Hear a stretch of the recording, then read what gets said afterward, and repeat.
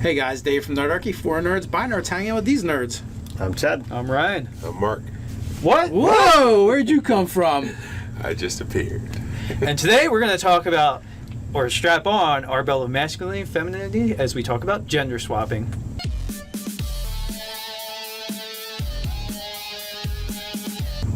If you want to jump down the description below, you can sign up for Nerdarchy, the newsletter, get RPG gaming tips, as well as learn how to game with Nerdarchy.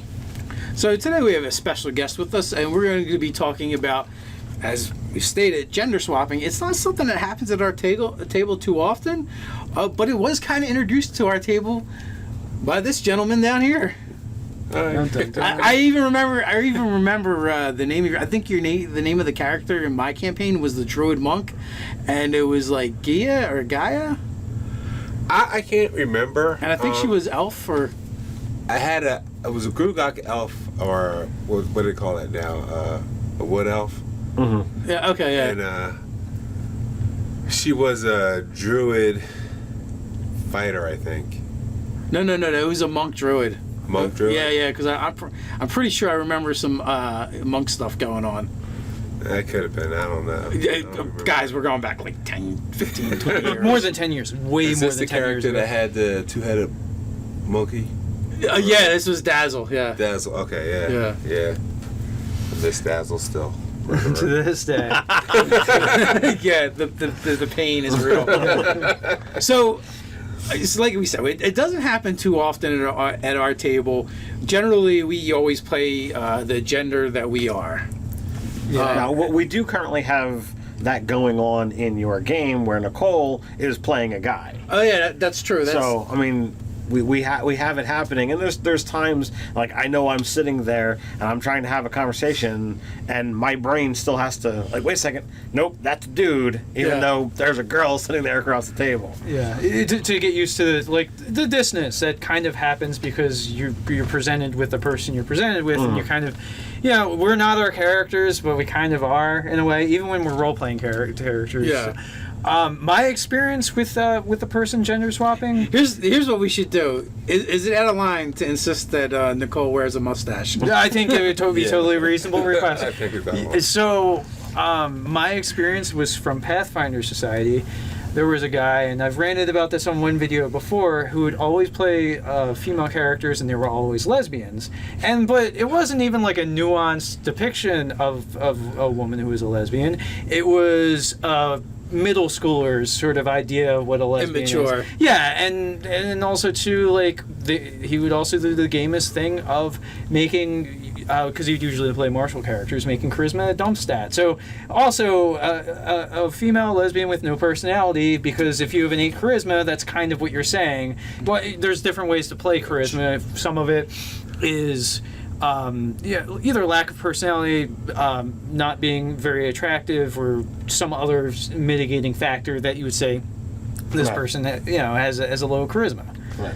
So and it was annoying to me because it was just like, well, you do the same thing every single time. That's not exciting. I played a game that was apart from our Nerdarchy table, and one of the characters wound up playing a male player wound up playing a female, and there wasn't a voice, there wasn't anything that was attributed to that character being female. And throughout the entire course of the game, I was like, why are you making the choice of saying I want to play a female? But there's no affectation nodding to it in a way. Right. So I don't personally, I don't understand it. I'm not wholeheartedly against people doing it.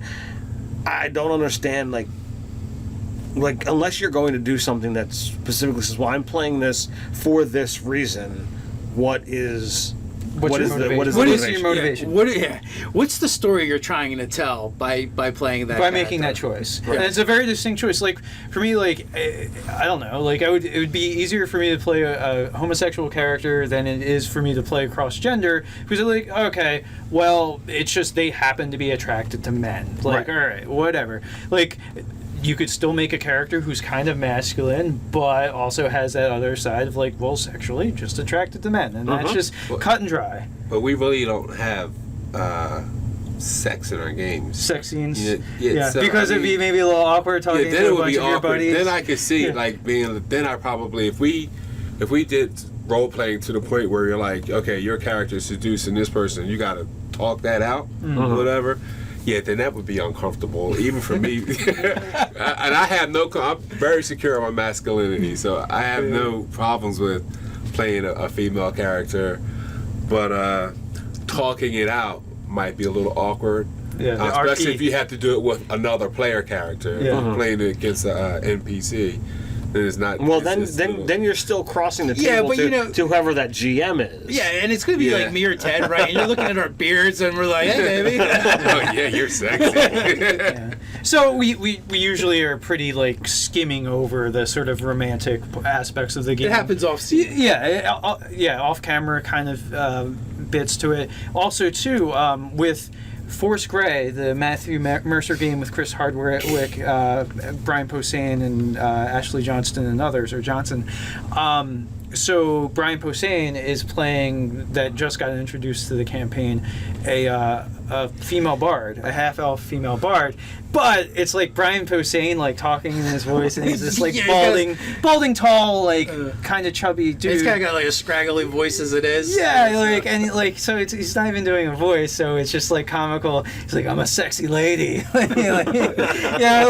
so it's hard to like, if I'm going to play a female character, I'd probably drop my voice a bit, raise your voice. We go a little higher octave or whatever, because otherwise it's just like, I don't know, there isn't much to differentiate the character. And you've got to, if you're going to take that step, you want to make sure that you're doing something to, like, not shove it down everyone's throat, but be able to remind people what's going on without having to actually remind people what's going on. So what would be more disturbing for you?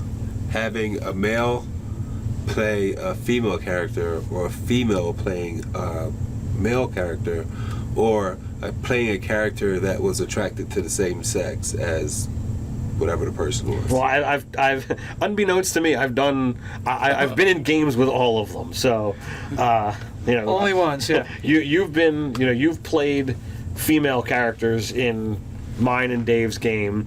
I said, I played another one where a male played a female. I'm in Dave's game where there's a female playing a male, and in Scott's game, I found out afterwards Ryan was actually playing a character who was homosexual. Yeah, I decided, like, it makes sense for this character to be gay. Like, so I was like, all right, let me just, like, subtly push it. And it was just... Never picked up on it. After the fact, when Ryan put up all these things, oh yeah, these were the choices that he made. It's like, never was looking for it. That's amusing. It's funny. Yeah. Well, and I don't even think disturbed is like a term. Like, as long as I wasn't disturbed by it. It's just like I never picked up on it. Yeah. Well, no, because like Mark's cue into that was disturbed. I don't even think it's disturbed as long as people are like not doing an egregious stereotype of the thing.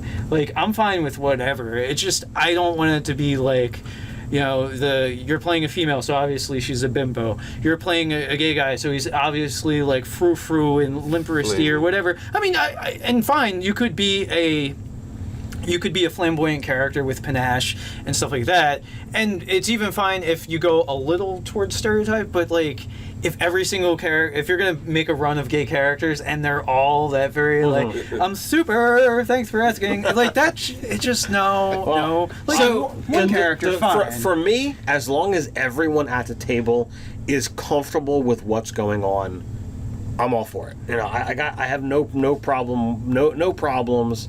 It's when people's comfort boundaries get bumped into or run over that's where the issue is. I could even see in my Spelljammer game that we play annually, Ryan's paladin is based off of Zaf Brannigan. Yeah. I could see him being pansexual.